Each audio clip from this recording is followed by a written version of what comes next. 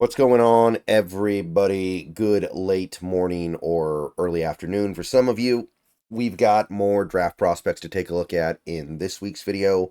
We're doing the defense now. You guys know the drill. We start with the offense in the morning, and then a little bit later in the morning, we go over to the defense. Again, focusing on positions that I think the Seahawks might have some interest in the upcoming draft. So, yeah, let's just go ahead and jump right in. I don't think there's too much more to say. There are going to be other videos coming later today that are a little bit more topical to what is going on right now. We're going to get an injury report later. I know everyone's excited for that. But let's get through these draft prospects, starting with the nose tackles. And you guys know that most weeks I'm only going to talk about a couple guys here because there aren't that many real nose tackles out there. And honestly, the two guys we're going to talk about in this video, I don't know if they're really nose tackles. Like, they play A-gap snaps, so they can do it, but there's more to it than that. And both these guys are currently projected to be first-round picks because while they are nose tackles and play a lot of A-gap snaps, they're more than just that. They can also rush the passer. They can also get after the quarterback. They can also line up in B-gap. So, I don't know if this is the right approach to take.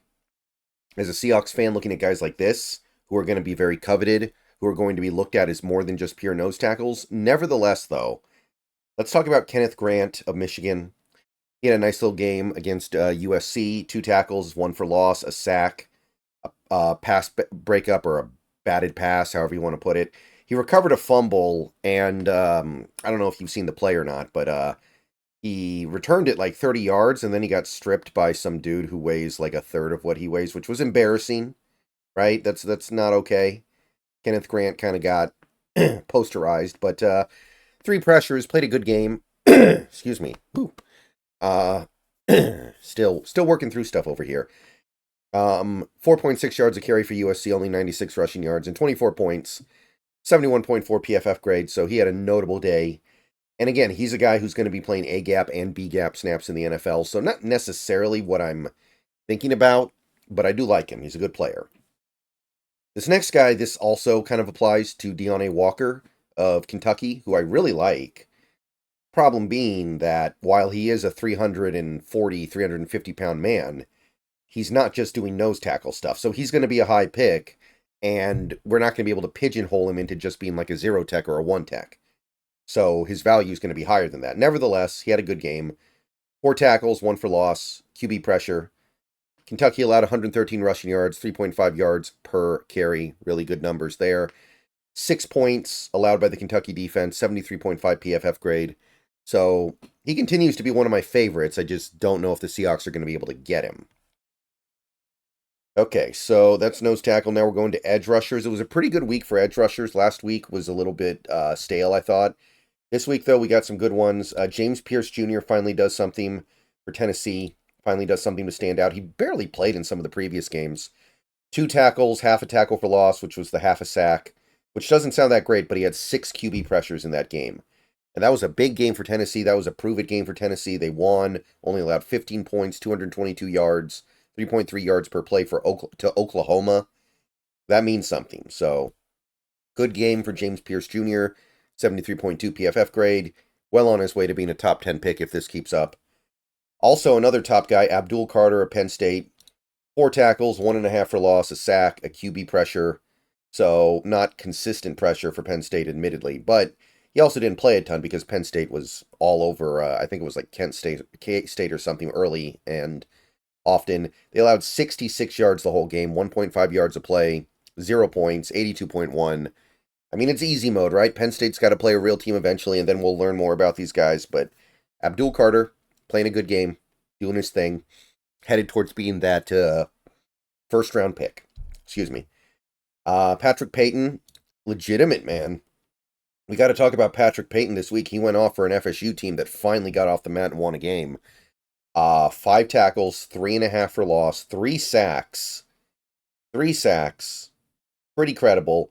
3 pressures, so he didn't get any pressures outside of the 3 sacks, but if you're getting 3 sacks in a game, you're probably good. 410 yards allowed by FSU's defense, 5.5 yards per play. 9 points, though, so they were relatively dominant. 77.8 PFF grade, so Patrick Payton went off. Probably going to be his best game of the year. And I mean, life's hard for an FSU defender right now. You don't have a quarterback. You don't have much of an offense. So credit where credit's due. I still have questions, but that was a big game.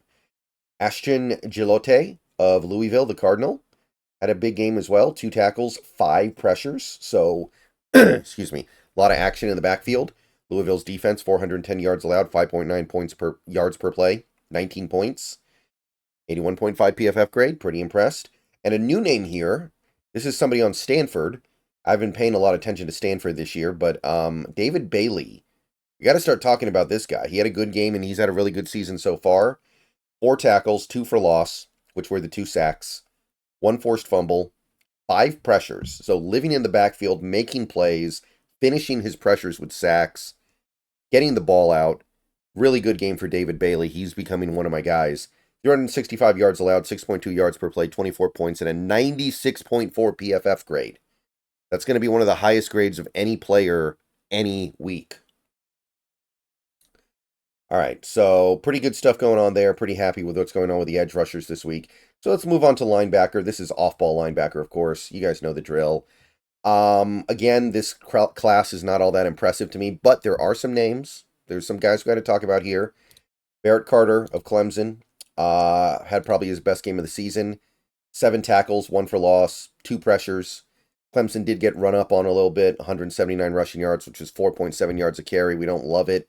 35 points as well. We don't love that. Clemson did win, but not a clear path to winning. Not a great defensive performance by the team.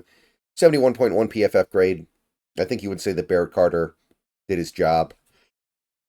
Ugh. I don't think he allowed anything in coverage either, actually, while we're here. Landon Barton, another name. Lander Barton. Yes, again, I have to say this every time I talk about him. He is Cody Barton's younger brother. Seems like this guy's going to be a little bit better, though. It's a little early to say. I do feel like Lander Barton will be a little better than Cody. 5 tackles and a QB pressure. First QB pressure of the year for him. Utah only allowed 48 rushing yards, 3.2 yards a carry, 19 points, 70.6 PFF grade. I think Barton got beat up a little bit in coverage in this game, like 32, 33 yards, but pretty good game. Nicholas Martin is a guy who I keep talking about every week when I do this video for Okie State, the Cowboys. He stands out every week in some way or another. 5 tackles, 1 for loss, 3 QB pressures, getting after the quarterback a little bit. Now, Okie State had problems stopping the run, don't get me wrong. 250 rushing yards, 4.8 yards a carry is not the worst, but pretty bad. But only 22 points, so they stiffened up when they need to. 76.3 PFF grade. So there are linebackers in this class. I just feel like they're not going to be like day 2 picks. They're going to be day 3 guys. And there are going to be flaws with them for sure.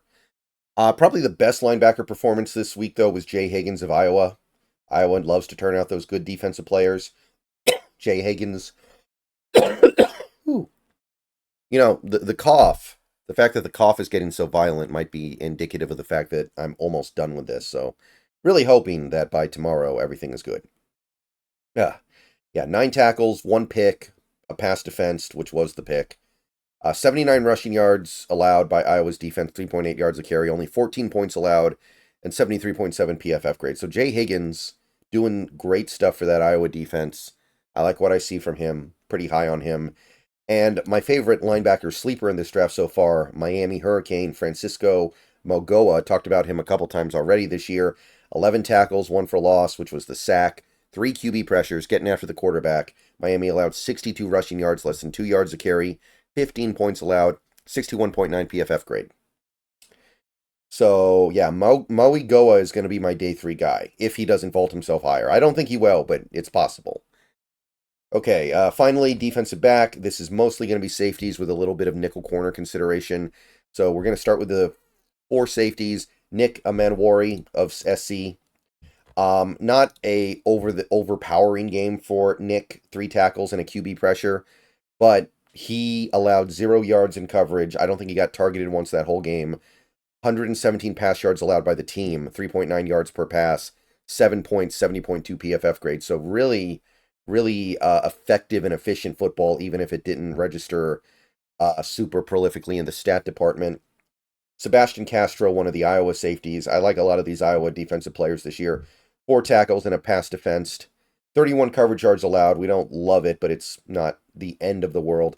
209 passing yards allowed, 5.6 yards per pass, 14 points, 71.2 PFF grade.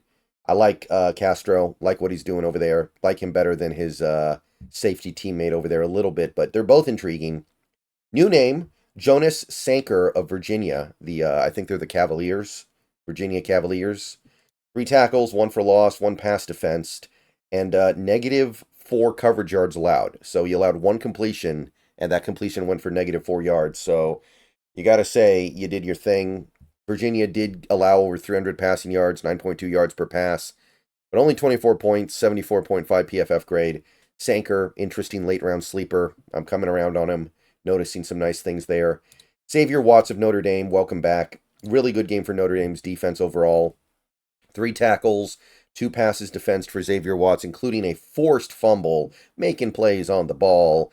Did allow 34 yards in coverage, but when you're making plays on the ball like this, you're going to be a little more forgiving of stuff like that. I think 119 passing yards allowed by the whole team, 3.3 yards per pass, 3 points allowed, 75.2 PFF grade. And final guy, this is the one guy who's not a safety. He's like a slot corner / linebacker / box safety. There's a few different things you can say about Jahdae Barron of Texas. 2 tackles, pass defensed, 3 coverage yards allowed. Texas only allowed 54 passing yards against UL Monroe. 2.2 yards per pass, 3 points, 75.7 PFF grade. I really like Barron. He's a really fun player, really unique and intriguing player. I would love to get Barron as like a kind of a part-time slot corner, part-time linebacker type. Always around the ball, it feels like to me. Really like what I see from Barron. Okay, so that's going to be it for the defense. I'll see you guys later today. Plenty more videos to make, plenty more to talk about with these Seahawks. See you guys soon. Go Hawks.